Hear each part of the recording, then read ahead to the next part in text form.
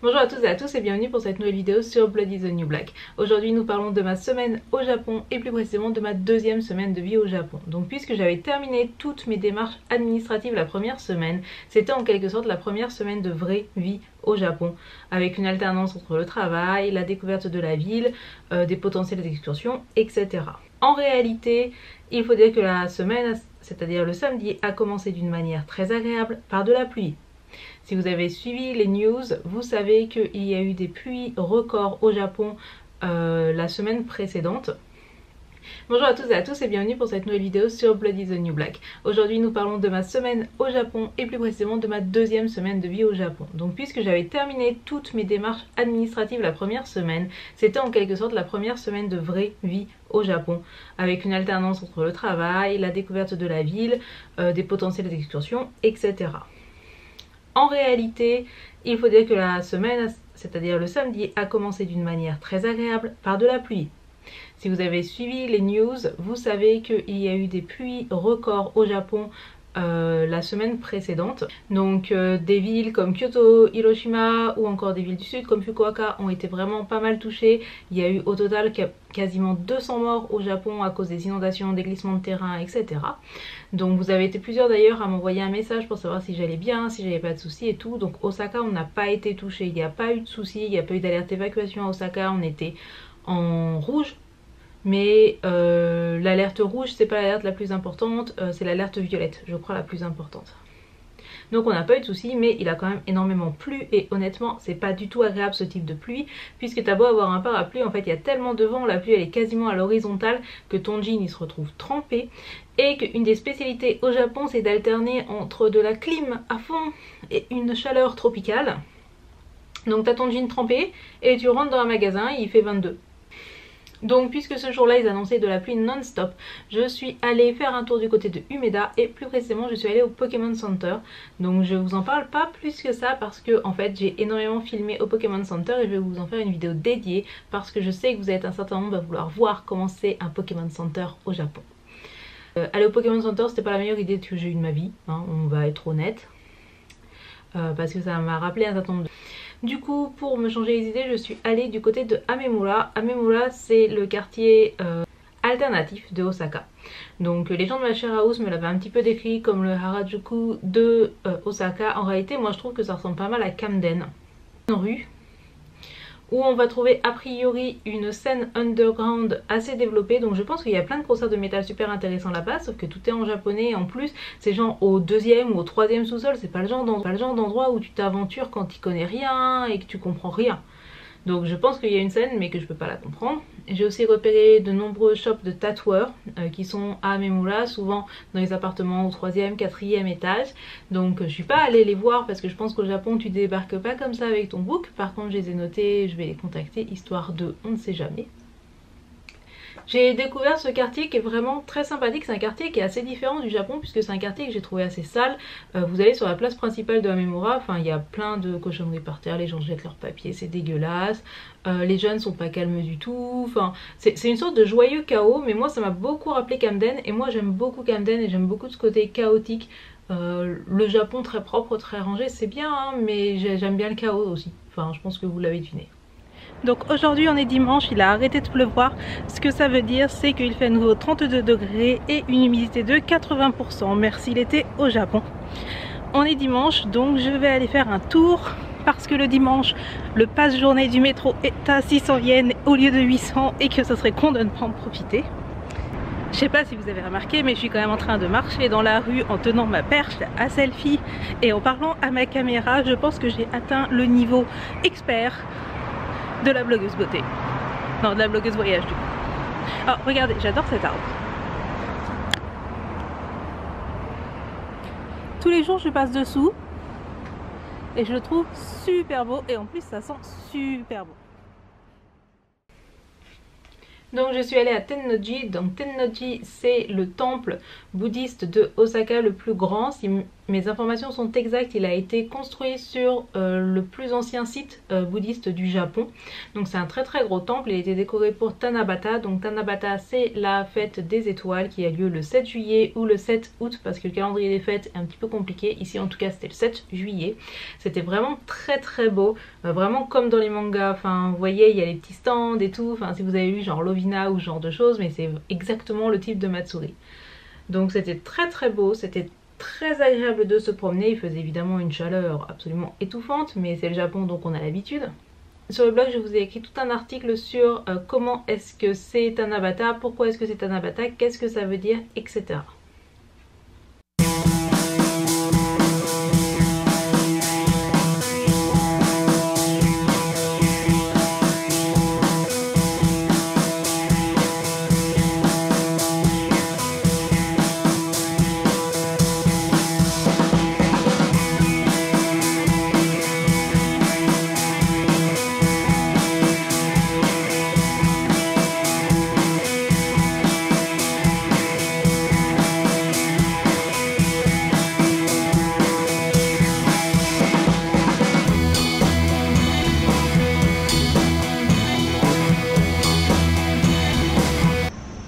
Donc lundi c'était mon premier jour en tant que professeur d'anglais et de français. Bien évidemment l'école me donne à peu près tout le matériel dont je peux avoir besoin, j'ai des manuels etc. Reste que le français c'est quand même une langue qui est difficile à enseigner puisque le français, bah, vous le savez, c'est plein de règles bâtardes, mais dans l'ensemble ça s'est très bien passé.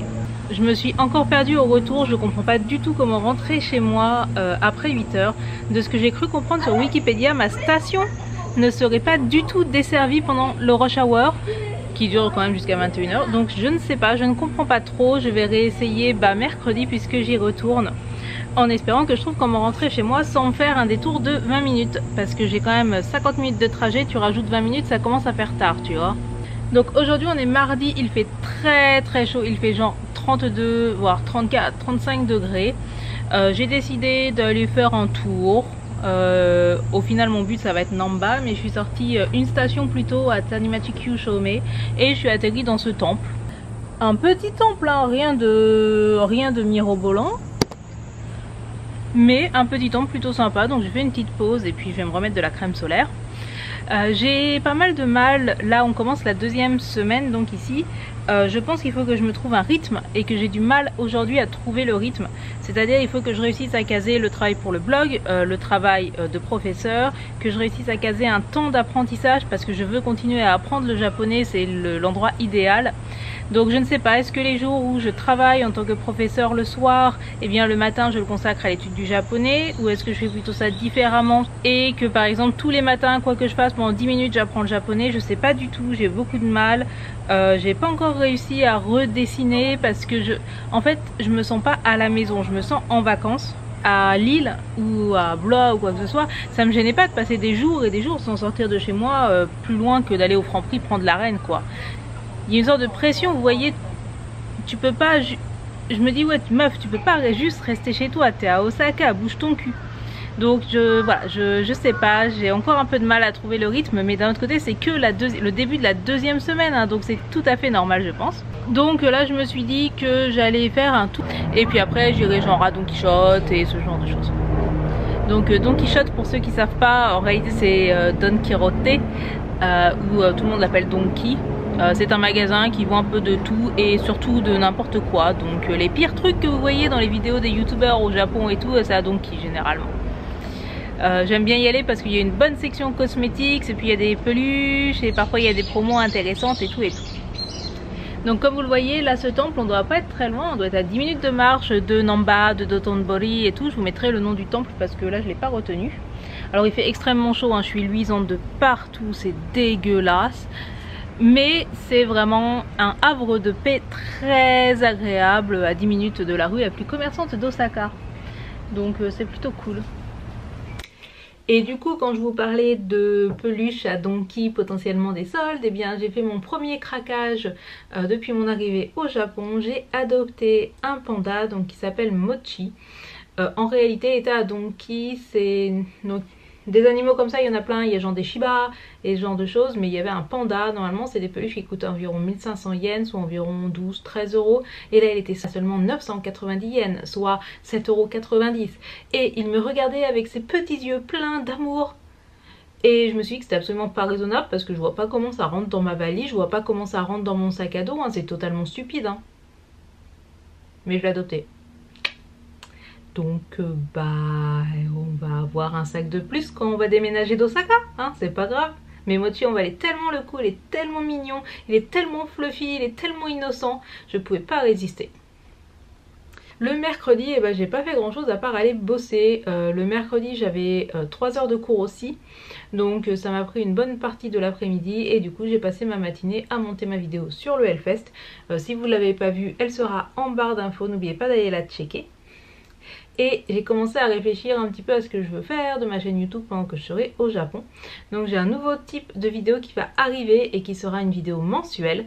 Ce que je vais faire, c'est qu'à la fin de chaque mois, je vais regarder combien de thunes YouTube m'a rapporté. Et on va prendre cet argent et on va aller manger ensemble quelque part. Donc ça sera mes abonnés me nourrissent. Donc pour le moment, hein, on est le 12 juillet, j'ai gagné 4 €. Donc a priori, on va aller manger un kebab. Mais si on arrive à atteindre genre 15 € ou un truc dans le genre, et bien je vous emmène manger au Goûter Tama Café à la fin du mois.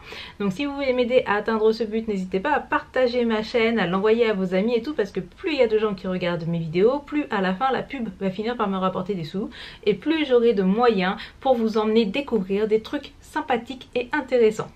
Parce que c'est con à dire, hein, mais aujourd'hui, moi je sais m'exprimer en japonais, mais de la vie de tous les jours. Avec les gens de la chaire à je peux parler de mes horaires de travail, je peux parler des visites que j'ai fait, est-ce que c'était joli ou pas, mais je peux pas vraiment parler plus que ça, et au final, bah, je suis vachement contente d'avoir YouTube. Parce que ça me permet d'être un petit peu moins seule. Je vais pas dire que la solitude me pèse ou quoi que ce soit, mais c'est vrai que bah j'ai pas grand monde ici avec qui bah raconter ma vie au jour le jour en gros. Parce que bah il y a la barrière de la langue qui existe quand même. Le jeudi, j'ai décidé d'aller faire un tour au château de Osaka, mais avant cela, j'ai décidé d'aller manger des ramen à Ippudo. Donc en réalité, c'est des gens de ma share house qui m'ont dit que Ippudo était une chaîne de ramen extrêmement réputée et très bonne. Et puis parler de Ippudo, notamment parce qu'ils ont un ou plusieurs magasins à Paris et que c'est des ramen très réputés. Donc j'y suis allée parce qu'il y en a un à Abeno qui était sur le chemin pour aller au château de Osaka. Donc j'ai commandé les ramen de base dans le miso blanc. J'ai pris le plat de base qui coûte 790 yens, c'est-à-dire 790 yens, ça doit être 6 €, un truc dans le genre. Pour être tout à fait honnête, moi je suis pas fan des ramen. Je préfère les bols de riz, les pâtes et les nouilles, ça a jamais été mon délire. Et souvent dans les shops de ramen, je trouve que les ramen sont trop gras. Enfin vous voyez le bouillon, ça fait, vous savez, des sortes de dessins d'huile. Enfin les ramen, je trouve ça super gras, super lourd, super difficile à digérer. Donc généralement j'en mange très peu. Et là, je caille pas sur le jabot en fait. Et c'était des très bons ramen, le porc a bon goût. C'est des ramen qui sont servis non épicés. Vous avez par contre des pousses de soja ou kimchi là que vous pouvez rajouter autant que vous voulez pour épicer votre ramen. Donc moi j'en ai rajouté pas mal parce que déjà j'adore le kimchi et que je bouffe épicé assez régulièrement. Mais si vous ne mangez pas épicé, eh bien sachez que vous pouvez tout à fait prendre les nouilles de base, elles sont pas épicées. J'en profite pour répondre à la question que certains d'entre vous m'ont posée. Être végétarien ou vegan au Japon, honnêtement ça me semble très dur, puisque bah, par exemple à Ippudo j'ai pas vu d'option végétarienne. De toute manière je crois que le bouillon pour les nouilles il est à base de dashi, et c'est du dashi à base de bonite, donc de poisson. Donc être végé ou vegan au Japon c'est compliqué, je crois. Ensuite je suis allée au château de Osaka, donc j'ai pas visité l'intérieur du château, je suis restée juste devant et puis je me suis posée dans l'herbe, tranquillou pépère.